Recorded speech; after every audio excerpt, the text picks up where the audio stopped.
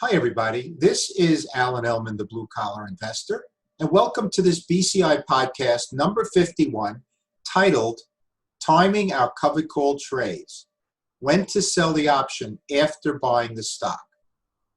We're going to be using a real-life example with Facebook Inc., which trades on the NASDAQ exchange under the ticker symbol FB.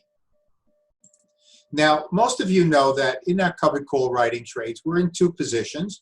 We'll long the stock, so we first buy the stock, and then we sell the call option. That second leg is what generates our cash flow, which is the reason why we are using this strategy. Now, the stock itself is based on a screening process where we use fundamental, technical, and common sense screening principles to generate elite performing stocks from which we're going to sell our options. Now, before we sell the call option, we always check the option chain to make sure that the premiums that we generate from selling our options will match our initial time value return goal range. For me, for the 1 month returns, I look to generate 2 to 4% and up to 6% in a bull market. That could be adjusted according to your personal risk tolerance. But as I always say, if the deal is there, take it. But I frequently get questions, why not wait for the price of the stock to go up even higher, and then we can generate even more premium and more profit in the trade? So we're going to have a look at an example that was sent to me by Mazen regarding trades he made with Facebook for the June 2019 contracts, where, as you'll see in a moment, the price of the stock went down dramatically after buying the stock and then came right back up. So I want to thank Mazen for sharing these trades with us. Let's start off with the initial purchase on May 24th, 2019, where Facebook was purchased at $181.92.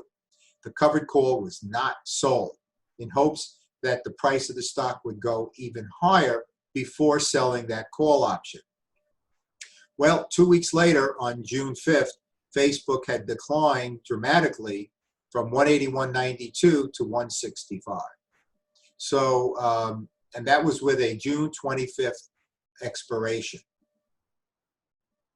Now, at that point in time, the 165, now at the money covered call, was sold at $592. So it is true that $592 per contract was generated into the brokerage account. However, there was a dramatic share loss locked in because shares were purchased originally at $181.92, and we're agreeing to sell our shares for $165. So there's a pretty steep lock-in of a loss on the stock side of the trade. Well, what happened was 20 days later, June 25th, Facebook recovered all the way back up to $188.90, almost $7 a share higher than the original purchase price of $181.92. Now, the cost to close that $165 call was $24.15 per share, $2,415 per contract. I guess you could begin to see that there was definitely an opportunity lost with this particular trade. Now, if you can visualize, for those of you not watching this podcast but just listening to it, if you could visualize what a technical chart would look like during the course of these trades, you would see that Facebook dropped precipitously on 5/24 to 6/5 from $181.92 down to 165, and then recovered dramatically on June 25th, where Facebook accelerated to $188.90. So it would be that classic V-shaped pattern that we talk about all the time for our hitting a double opportunities. Now, hitting a double means that we sell the call when the stock was purchased, in this case at $181.92. We put in our 20%, 10% guidelines when to close that initial short call, and that would have been triggered when the price of the stock declined. So we would have been able to buy back that original option had it been sold on May 24th for 20% of the original sale price. Then, when the price of the stock recovered, as it did on June 25th, up to 188.90, we could have resold that very same option, thereby hitting a double. It was a huge opportunity lost by waiting to sell that initial covered call. Let's break down these trades where, as I say, one bad decision, unfortunately, frequently leads to another. Now, when that 165 call was sold, there was a stock loss of $16.92 locked in from the original purchase price down to that then at the money 165 call. $16.92. That's $1,692 per contract. Now, when the share value subsequently accelerated, there was an inclination to recapture this loss by rolling the option out and up. That's what was done in this particular case. But now we're forced to pay our hard-earned money to make up for that share loss because the option that was sold at a later date than an ideal date, which is when the stock was purchased. Should always buy a stock and sell the option simultaneously. Remember, if the deal is there, take it.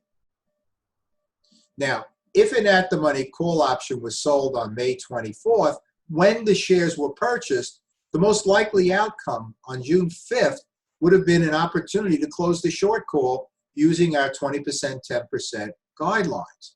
That was an opportunity lost. And then a week later, when share price recovered, that same option could have been resold, thereby hitting a double. Wow, that would have made us feel so good to generate two income streams in the same month with the same stock, with the same investment.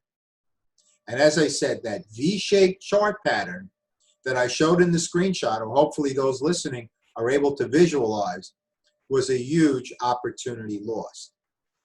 Now, you know, when we make mistakes with our trades, that's not necessarily a bad thing, because if we can learn from it and never do it again, then over the years and years of trading, this will actually be a lesson learned and put a lot of cash in our pocket. And that's how I like to look at situations like this. Now, what if the price of Facebook did appreciate between May 25th and June 5th?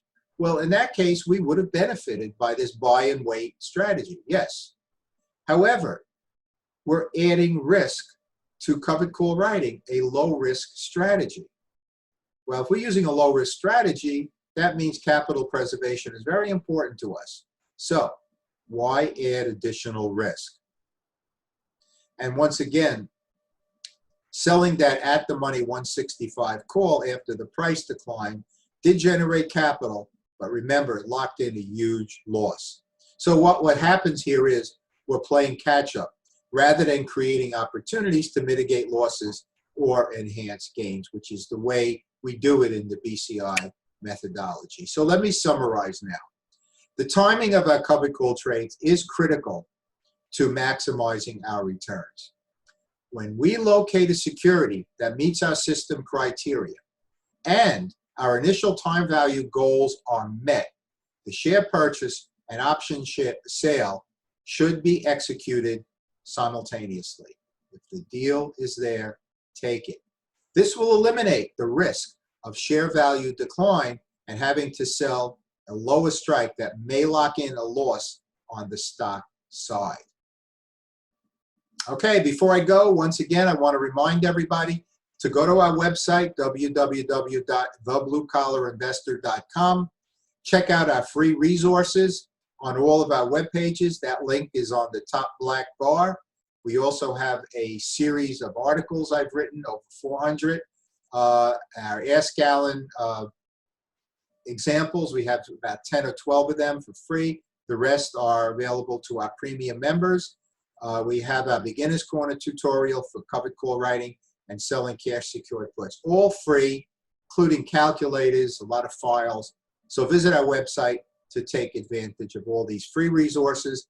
Also, feel free to visit our store, www.thebluecollarinvestor.com/store, where you will find ebooks, hard and soft covered books, We're proud to have the #1 selling books on covered call writing and put selling available in our store, along with video lessons, online streaming DVD programs, calculators, spreadsheets, trade planners, and of course online mentoring programs, all available in the Blue Collar Store. So come and check that out. I want to thank you all, ladies and gentlemen, for taking the time to listen to our BCI podcast number 51. I hope you enjoyed it, and I hope it puts some cash in your pockets. As always, this is Alan Ellman, the Blue Collar Investor. Take care, everybody.